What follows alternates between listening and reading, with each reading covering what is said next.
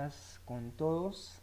Vamos a empezar a hablar sobre el tema de infecciones por Staphylococcus aureus.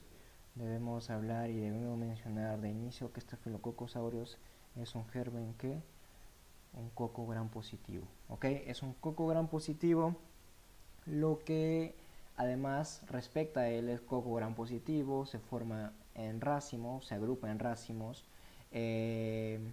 son catalasa positivos y coagulasa positivos, ¿no? Son catalasa positivos en contraposición con los streptococos. Y aquí, en esta clasificación, observamos quiénes son coagulasa y quiénes son catalasa. Muy bien, veamos. Tenemos a los que son catalasa positivos, tenemos el género Staphylo. Y generalmente tenemos a los coagulasa, que también se clasifican al género Staphylococcus. Entre el que destaca y es coagulasa y el único que es coagulasa positivo es Staphylococcus aureus.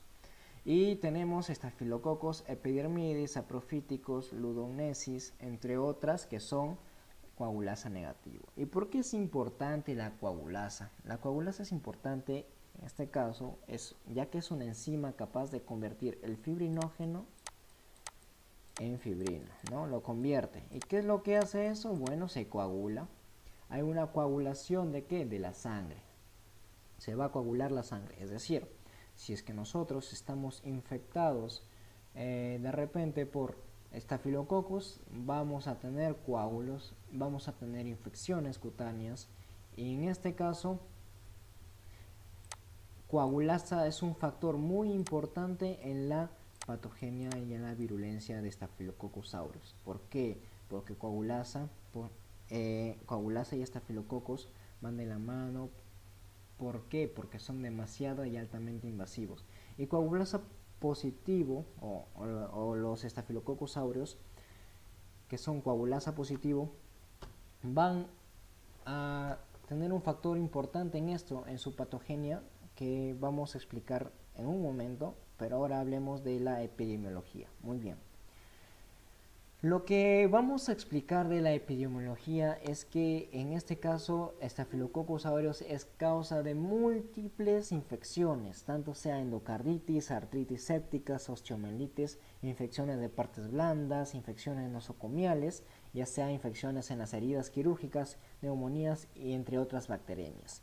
Y es importante mencionar en esta ocasión que el factor de riesgo más importante es ser portador de Staphylococcus aureus, ya sea en la piel o en las mucosas.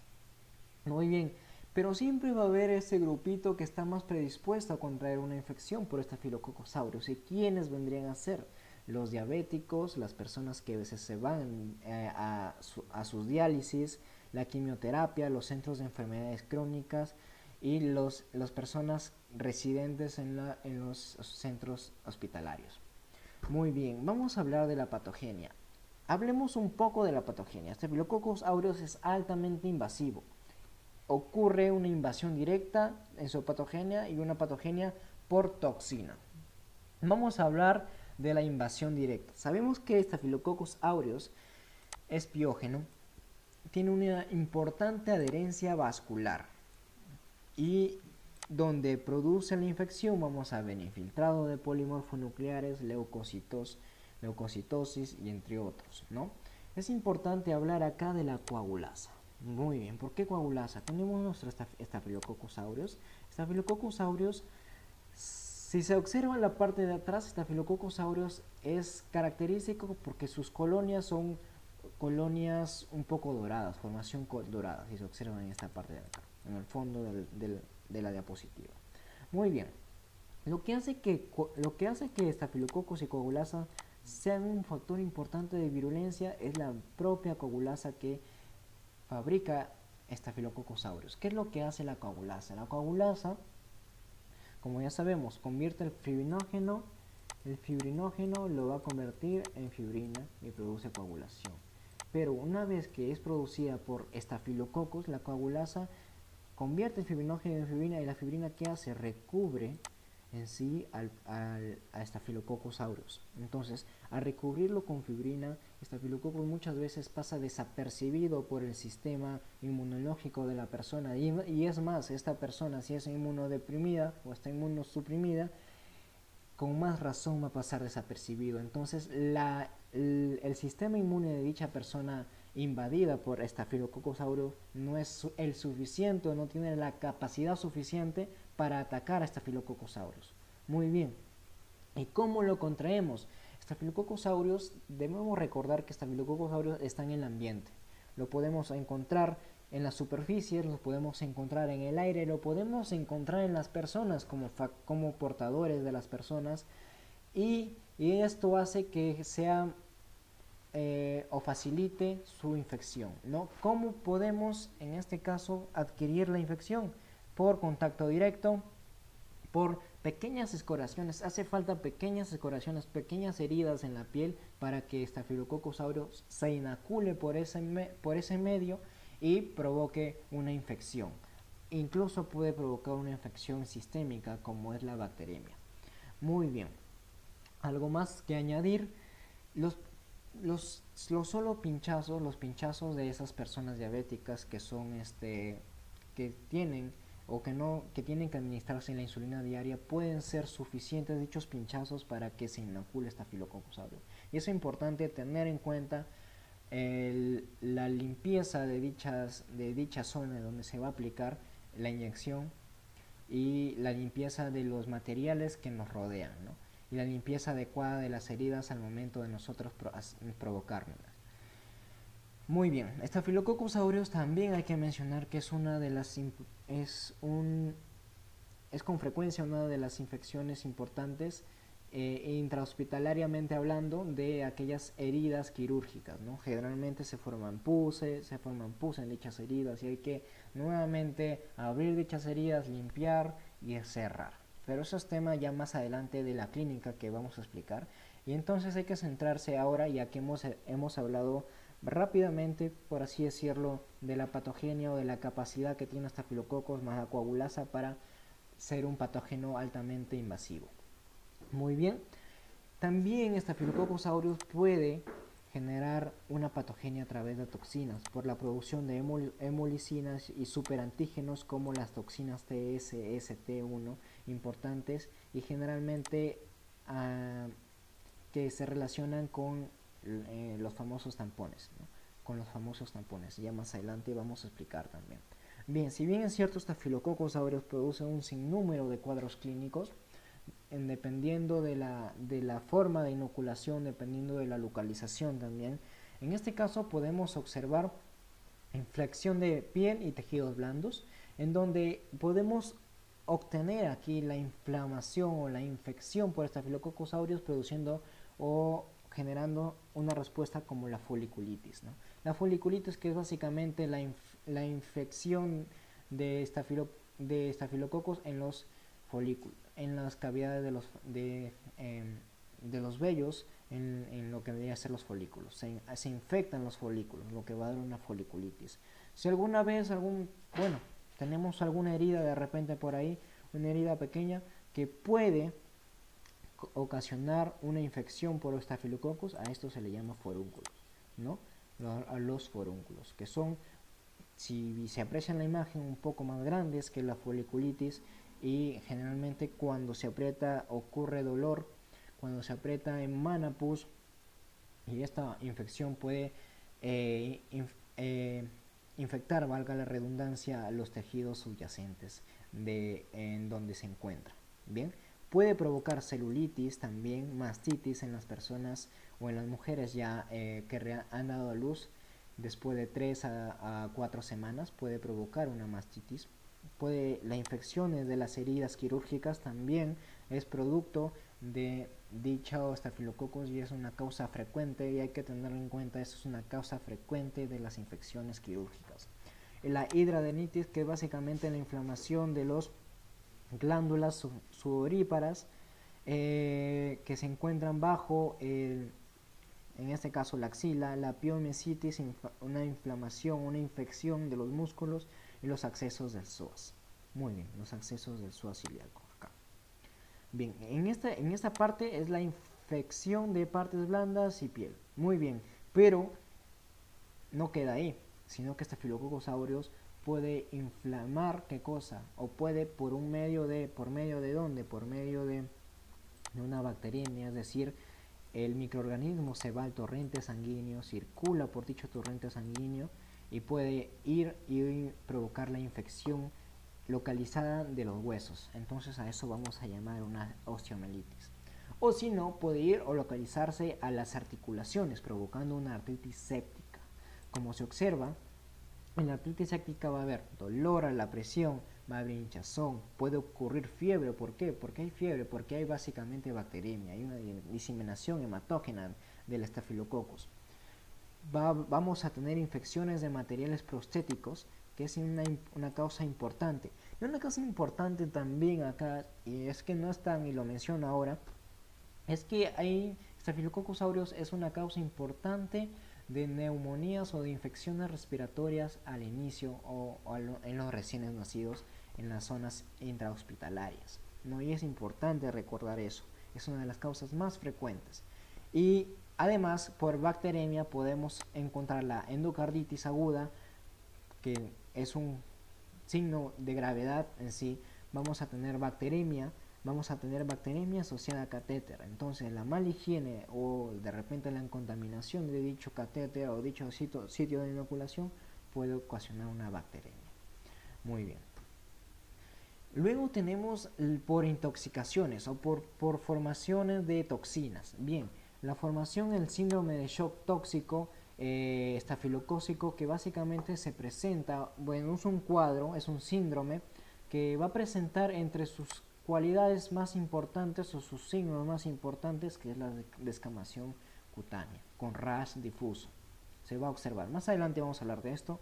Vamos a ver síndrome de piel escaldada, estafilococos en recién nacidos. Vamos a encontrar y vamos a ver al neonato de esta manera, de esta forma, producido ¿por qué? Por toxinas y la intoxicación alimentaria. De repente algunos alimentos que nosotros ingerimos tiene Staphylococcus aureus, y recordemos que es productor de toxinas, entonces puede provocarnos una intoxicación alimentaria.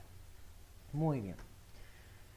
El síndrome de shock tóxico estafilocócico. Bien, hemos dicho de que es una causada por toxinas, por la toxina TSST1, que se asocia a los tampones contaminados, o también por enterotoxinas. Bien, lo que hace es que este antígeno o esta toxina, perdón, pues funciona como un superantígeno que ocasiona en el cuerpo una reacción adversa grave, lo que va a conllevar a diversos signos y síntomas de dicho caso del síndrome de shock tóxico estafilococos, que puede el paciente presentar una fiebre de mayor de 38 a 9 grados, una hipotensión, rash difuso macular con descamación posterior en 1 a 2 semanas, incluyendo palmas y plantas, que ya hemos visto anteriormente y ya lo hemos mencionado en la diapositiva anterior, a una afectación multisistémica que va a afectar hígado, va a afectar a la sangre, va a afectar a los riñones, a las mucosas, al estómago, a las partes musculares y al sistema nervioso central. Muy bien, una negatividad en las pruebas serológicas o de otro tipo para sarampión, leptospirosis y riquecias en los cultivos, el líquido cefalorraquídeo. ¿Por qué? Porque es que no hay una infección, es decir, no hay una colonización, sino es las toxinas que provocan esto, ¿no?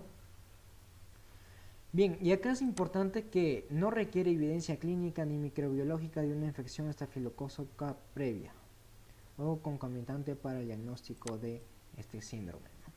¿Y cuál es el tratamiento? El tratamiento básicamente se encarga de brindar medidas de soporte al paciente encaminados a revertir la hipotensión, que es muy grave en este paciente. Y si es que se sospecha de repente de que el patógeno o el Staphylococcus aureus está aún en el microorganismo generando toxinas, entonces clindamicina más cloxaciclina. Muy bien. El tratamiento en sí, si no lo he puesto acá, espero me disculpen, pero el tratamiento en sí, en una primera instancia es eliminar toda la pus generada en las heridas, ¿no? En las heridas contaminadas por dicho estafilococos, que es altamente piógeno e invasivo. Entonces, el principal tratamiento es drenar dichas heridas, ¿no? Limpiarlas y con una incisión quirúrgica, y luego de eso aplicar un tratamiento de acuerdo sea el caso. Existen estafilococos resistentes a micloxacilina, entonces tenemos estafilococos aureus sensibles a mitoxicilina y resistentes a dicha mitoxicilina. Entonces, si son sensibles, generalmente vamos a dar cloxaciclina. ¿Y cómo sabemos que son sensibles? Obviamente por un antibiograma, ¿no? Un antibiograma llevado al laboratorio. Muy bien, la vancomicina, si es que el paciente es alérgico a la cloxaciclina, también podemos administrar amoxicilina, ácido clavulánico, cefalosporinas de primera generación, clindamicina, cotrimoxazol, tetraciclinas y quinolonas. Luego, si es que hay una infección y sabemos con la especificidad o el órgano en donde está dicha infección, vamos a ver la neumonía, que se va a tratar con linezolid. Bien, neumonía se va a tratar con linezolid. Vamos a tener las dactomicinas, que básicamente se usan para endocarditis y bacteriemia, que en esta circunstancia el tratamiento va de 4 a 8 semanas, es un tratamiento largo y prolongado. Bien, en infecciones de material prostético y osteoarticular vamos o con ciprofloxacina o con clindamicina. Muy bien, y rifampicina, perdón. Sería linezolid más rifampicina, y si no tenemos, si no hay linezolid, podemos aplicar ciprofloxacina más rifampicina para dichas infecciones de material prostético y osteoarticular. En las partes blandas, en las infecciones de la piel, en de repente infecciones de alguna herida quirúrgica y que no sean graves, aplicamos cotrimoxazol o clindamicina, doxaciclina y minoxicilina. Bien, vamos a recapitular y hablar un poco del diagnóstico. En sí, si sabemos que es un material, un piógeno, y vemos y hablamos de las incidencias que son recurrentes por Staphylococcus aureus, entonces básicamente tenemos que ir a la tinción Gram, identificar si es positivo o Gram negativo.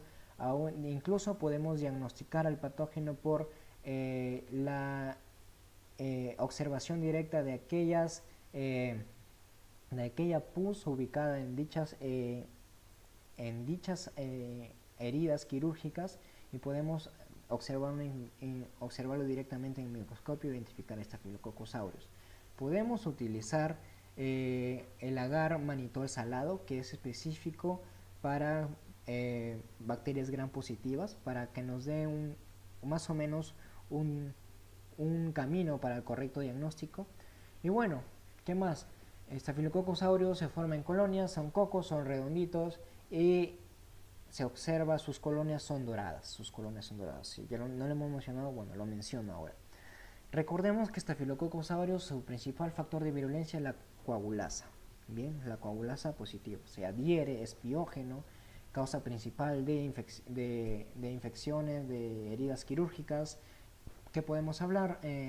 Causa infecciones de tejidos y de partes blandas, causa infecciones osteoarticulares, infecciones de materiales prostéticos, puede causar neumonía en los neonatos, puede causar infecciones por toxinas, ¿no? Como el síndrome de shock tóxico, estafilocócico. Podemos tener, ¿qué más? Podemos tener infecciones, este patógeno puede ir e infectar el sistema sanguíneo, una bacteriemia, lo que puede ir y provocar una osteomielitis, puede provocar, ¿qué más? Una endocarditis, puede provocar una artritis séptica, y entre otras muchas infecciones, ¿no? Es por eso importante el correcto diagnóstico y el correcto tratamiento para hacerle frente a dicho patógeno. Muy bien, hasta luego, eso es todo. Espero de que hayan entendido. Y recordemos, Staphylococcus aureus es el único catalasa positivo, es el único Staphylococcus catalasa positivo. Y vamos a hacer otro video de Staphylococcus coagulasa negativo, infecciones por coagulasa negativo. Eso es todo.